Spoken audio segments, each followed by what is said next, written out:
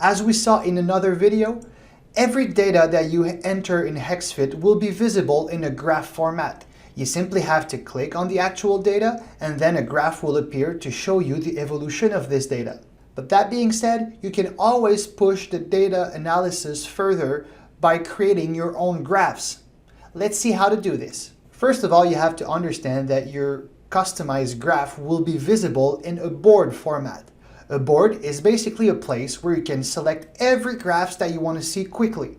And every time you add new data in a client's file, the graphs within your board will be updated automatically. Once again, we have a lot of default graphs that you can use to build your boards. By the way, let's start right away by creating your first board.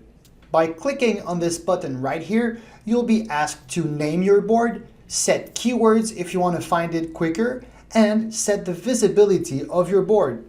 Now that your board is created, click right here to insert new graphs in your board. Then you can select amongst the default graphs of Hexfit which one you want to put in this board. If you don't find what you're looking for, you can click on this button right here to create a custom graph. Once again, the creation of a custom graph is really easy and it's made in 3 steps.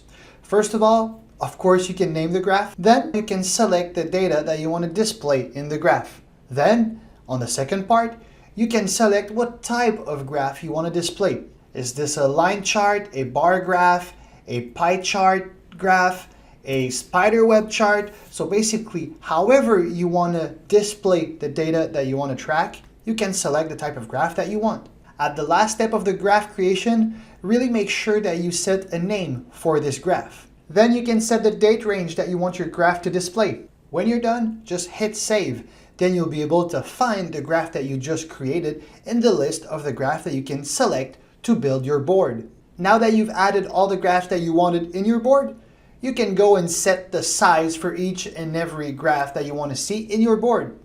Then once again, hit save and your board is now done. Every time you will add new data inside the client's file, those graphs will update automatically.